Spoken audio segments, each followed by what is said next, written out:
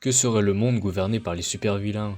Je pense qu'on a tous la même réponse, un massacre. Et pas seulement pour les civils, mais aussi pour les super-héros, que ce soit les Avengers ou bien les X-Men, tout le monde aura le droit à une mort sur le moment ou plus tard. Enfin, peut-être pas tous. Alors comment des super-vilains se sont-ils retrouvés à gouverner? Qu'en est-il des super-héros et des conséquences sur la vie? C'est ce que l'on va voir dans cette vidéo.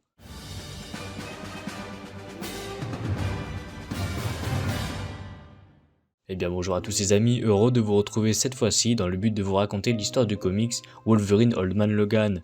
Sorti en 2011, écrit par Mark Millar, dessiné par Steve McNiven, il fait partie de la collection Marvel Deluxe. Cette histoire commence avec un flashback où l'on y voit Wolverine titubant et soi-disant mort de l'intérieur. Par la suite, on fera connaissance avec un homme plutôt âgé, devinant encore une fois qu'il s'agit de Wolverine. On le voit chevaucher sa monture, se remémorant certains flashbacks de sa vie d'avant. Il entame ainsi un dialogue portant sur un réel problème d'argent avec un jeune se nommant Scotty, qui n'est autre que son fils aîné. Après une courte réflexion, il commence à suggérer de demander de l'argent à son voisin, ce qui n'est jamais vraiment bon lorsqu'on est fauché.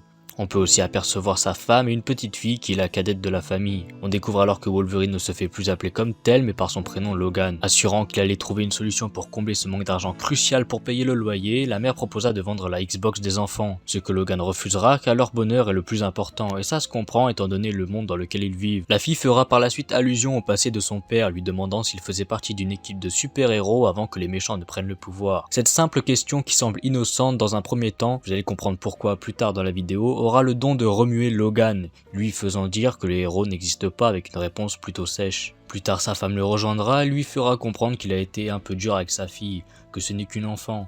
C'est à ce moment que nous aussi lecteurs on comprend que quelque chose cloche avec Wolverine, lorsqu'il dira que c'est à lui et lui seul qu'il en veut. Après un court passage sur ce loyer qui semble être le diable, on voit mieux pourquoi Logan est si inquiet quand il en parle. En effet, ceux qui doivent récupérer l'argent sont les petits enfants de Bruce Banner, et n'aurait pas une réputation incroyable. Le jour du paiement est arrivé et Scotty a l'air lui aussi déterminé, arme à la main. Cependant Logan lui dit de l'arranger en vitesse s'il ne veut pas créer plus de problèmes. On fait alors connaissance avec les petits enfants de Hulk, arrivant sur leur vaisseau et à peine arrivés on comprend qu'ils ne sont pas là pour blaguer.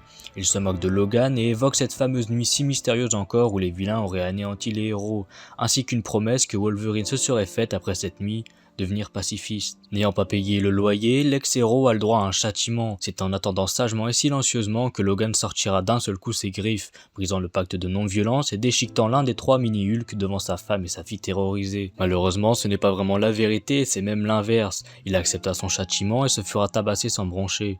Son fils, se croyant plus fort, dégaina l'arme mais ne sera clairement pas pris au sérieux et les trois mini-Hulk repartiront. N'étant pas trop inquiet pour Wolverine avec son auto-guérison, les lecteurs feront la connaissance d'un autre vieil homme.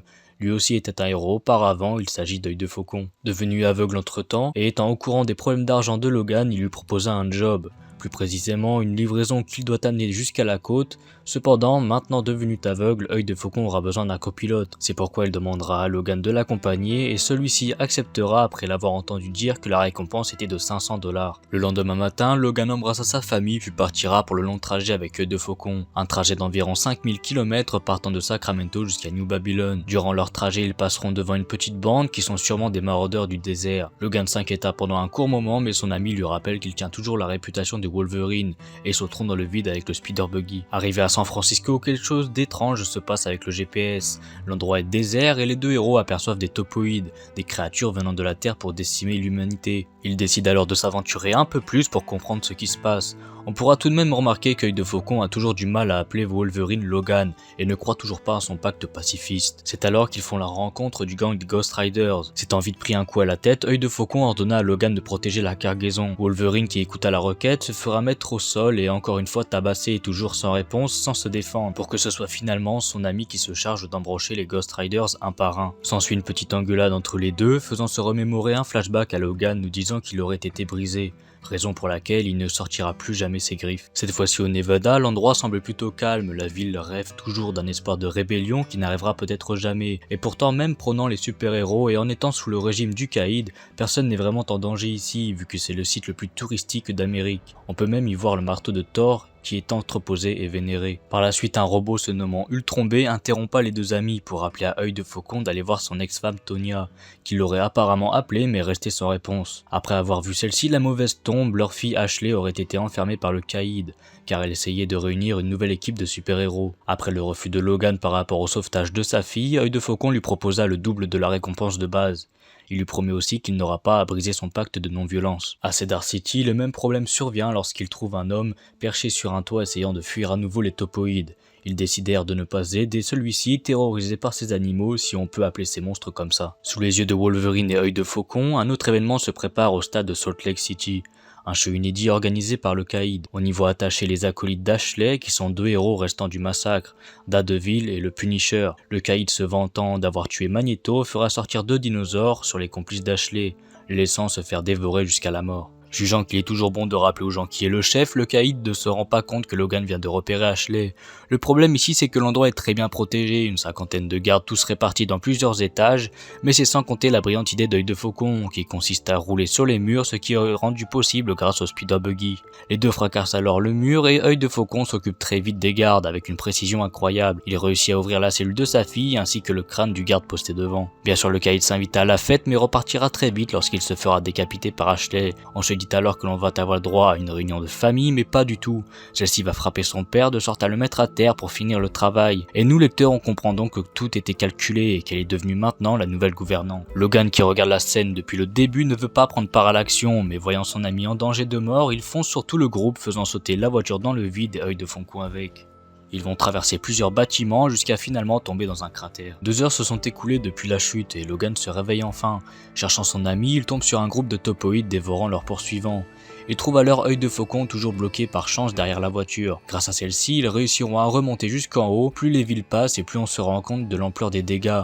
On croise même Loki en état de squelette, ainsi que le symbiote de Venom entre 2 pensées d'espoir de nos héros. L'heure de la pause est arrivée et pendant cette scène, on peut voir quelques flashbacks de Wolverine où il semble complètement hors de lui.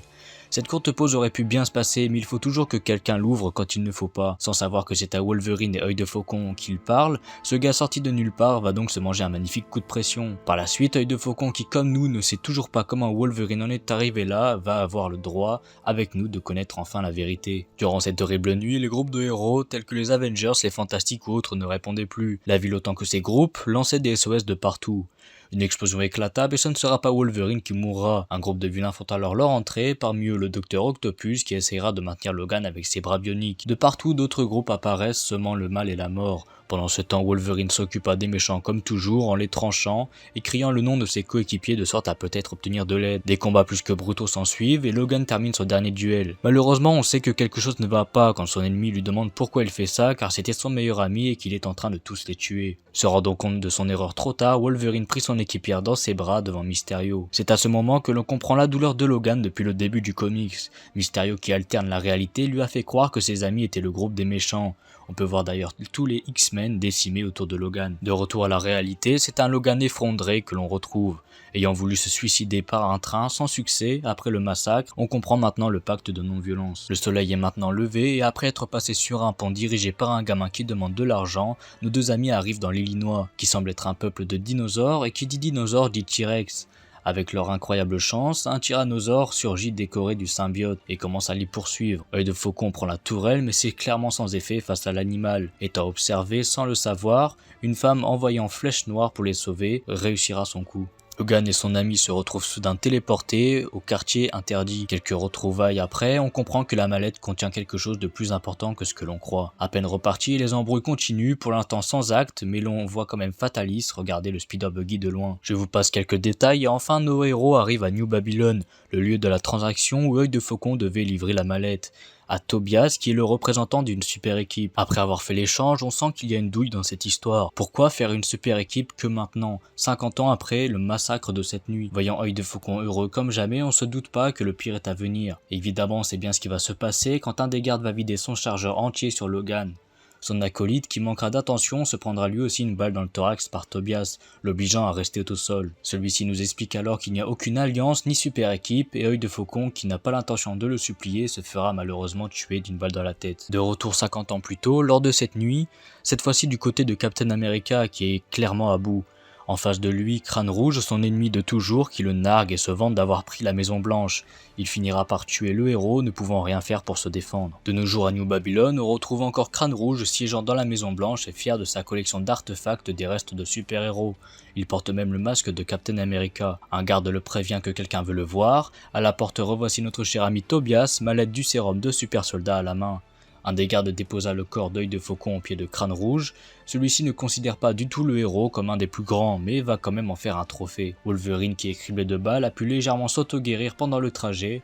D'un coup de pied fracassant, il se leva et commença à s'occuper de tout le monde, brisant le pacte de non-violence, cette fois-ci pour de vrai. 36 heures à pied plus tard, Wolverine parvient enfin à rentrer chez lui. Il croisa devant sa maison son voisin Donovan. Celui-ci paraît vraiment triste quand il parle et il commence à évoquer les petits-fils de Bruce Banner en disant qu'ils en avaient marre d'attendre. C'est dans une atmosphère sombre et brutale que Logan découvrira sa famille étalée, gisant sur le sol. Son voisin essaye de le raisonner en disant qu'il ne faut pas qu'il règle ses comptes avec eux, sinon d'autres gens pourraient périr. Cela n'aura aucun effet sur Logan qui redevient Wolverine et ressortira ses griffes. Au point d'eau du gang de Hulk, les deux fils se plaignent de ne pas avoir pu manger la famille de Logan. Ils s'efforcent de nettoyer les taches de sang qu'ils ont sur eux.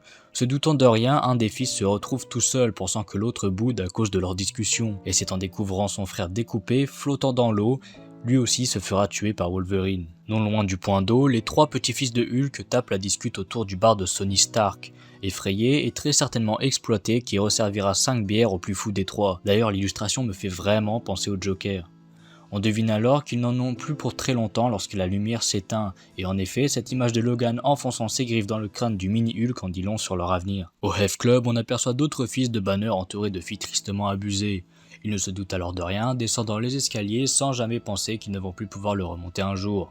C'est dehors que là devant eux qu'il se tient Wolverine prêt à les massacrer. Et sa vengeance ne s'arrête pas là puisqu'il reste encore Bruce Banner. Parlant à sa femme, le Hulk original attend sagement Logan, persuadé qu'il viendra. Et en effet il a raison, il est venu le chercher. Tuant quelques descendants au passage et faisant sauter les autres, sans oublier quelques brochettes sur son chemin, même la femme de Banner ne sera pas épargnée. Logan entra dans la grotte pour un ultime combat, on y verra Bruce disant à Wolverine de faire moins de bruit car bébé Hulk est en train de dormir. Même en ayant ses griffes, Logan aura du mal à l'emporter, mais il réussira à transpercer Bruce qui laissera sa place et mangera Logan pour se venger. Une demi-journée plus tard, Hulk en pleine discussion avec Billy Bob se questionne sur comment perpétuer le gang des Hulk. En effet, grâce à Logan, ils ont été réduits à 3 en comptant l'enfant de Hulk. Soudain, le géant vert se mit à avoir de graves maux de ventre, s'agenouillant sans trop s'inquiéter de ce qu'ils font d'habitude, manger des gens. Cependant, aucun n'avait de pouvoir d'auto-guérison et Hulk, ne paraissant pas au courant du pouvoir de Logan, se fera déchiqueter en deux pour le plus grand plaisir des lecteurs.